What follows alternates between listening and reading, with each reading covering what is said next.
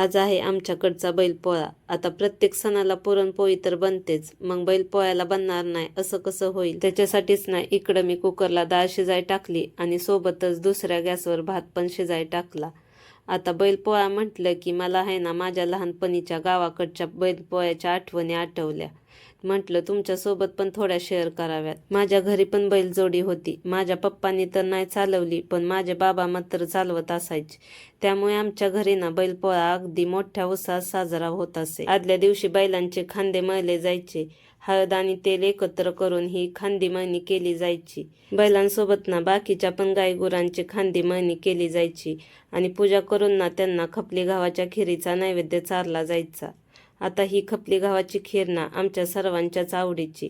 कधी एकदाची पूजा होती आणि ती खीर आम्हाला खायला भेटती असं वाटायचं. आता दुसऱ्या दिवशी म्हणजे बैलपोळ्या दिवशी सकाळी बैलांना चकचकाट साबणाने धुतलं जायचं.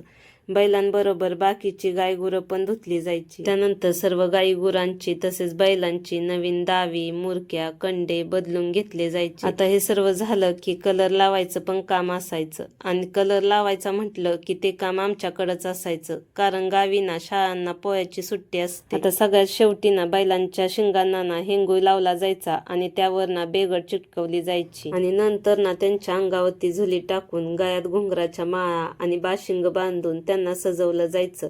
किती छान वाटायचं ना ते त्यांचं सजलेलं रूप. संध्याकाळी बैलांची पूजा केली जायची आणि त्यांना पुरणपोळीचा नैवेद्य चारला जायचा. गावदेवतेच्या पाया पडायला वाजत गाजत त्यांना नेलं जायचं. आता तुमच्याशी इकडे बोलत बोलत ना माझी डाळ शिजली होती आणि भज्यासाठी कांदा चिरला आणि आमटीसाठी पण कांदा चिरून भाजायला टाकला होता आणि इकडं माझं तेच कांदा भाजण्याचं काम चालू आहे. आता इथे कांदा वगैरे माझा भाजून झालता. म्हटलं आता भजी बनवण्यासाठी बेसन पीठ पण भिजवून घ्यावं, म्हणजे बाकीचं सगळे काम आवरेपर्यंत पीठ पण चांगलं भिजेल. तोपर्यंत इकडे ना भाजलेला कांदा पण चांगला थंड झालता. मग तोच मिक्सरच्या भांड्यामध्ये काढून घेतला आणि त्यामध्ये आपल्याला आमटी बनवण्यासाठी लागणारे बाकीचं सर्व साहित्य पण टाकलं. त्यामध्ये खोबरं, कोथिंबीर, लसूण आणि हा मसाला मिक्सरला फिरवून तोपर्यंत इकडे आहे ना आपला कुकर पण चांगला थंड झालता आणि तुम्ही इथे बघू शकता आपली डाळ पण चांगली मऊसूद अशी. आता इथे लगेचच डाळीतलं पाणी पण काढून घेतलं. आता इथे ना मी शिजलेल्या डाळीमध्ये गूळ, बडीशेप, वेलदोडा पूड घालून चांगली परतून घेतली. आता इथे आहे ना आपली डाळ पण चांगली परतून झालती. म्हटलं आता गरमागरम डाळ लगेचच वाटून पण घ्या आणि हो थंड झालेली डाळ वाटाय पण खूप भारी पडते. त्यामुळे अशी पटपट गरमागरम डाळ वाटून घेतलेली, म्हणूनच मग ते काम मी अगोदर इथे करून घेतलं. आता लगेचच इकडं मी आमटीसाठी फोडणी दिली आणि आमटी बनवून घेतली आणि लगेचच इकडं मी भजी, कुरवडी, पापडी पण तळून घेतली. आणि भजी, कुरवडी, पापडी नसेल तर पुरणपोळीचा स्वयंपाक अपूर्णच आहे, हो की नाही? भजी, कुरवडी, पापडी तळेपर्यंत आपली आमटी पण इकडे खूप छान उकळली होती. आता मेन महत्वाचं आणि लास्टचं काम म्हणजे पोळ्या लाटायचं.